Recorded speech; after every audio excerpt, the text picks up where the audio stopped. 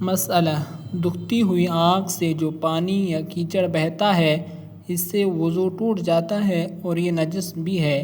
جس جگہ لگ جائے اس کا پاک کرنا ضروری ہے۔ مسئلہ: نماز میں اتنی آواز سے ہنسنا کہ خود اس نے سنا، پاس والوں نے نہ سنا تو اس سے وضو نہ ٹوٹا، البتہ نماز ٹوٹ گئی۔ مسئلہ: اگر مسکرایا یعنی دانت نکلے اور آواز بالکل پیدا نہ ہوئی تو اس صورت میں نہ وضو جائے نہ ہی نماز۔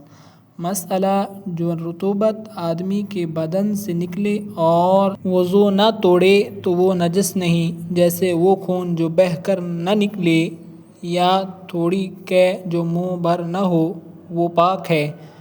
مسئلہ: رال، تھوک، میل، پسینہ پاک ہیں۔ یہ چیزیں اگر بدن یا کپڑے میں لگی ہوں تو نماز ہو جائے گی، لیکن صاف کر لینا اچھا ہے۔ ایسی معلومات کے لیے ہمارے چینل کو سبسکرائب کرنا نہ بھولیں۔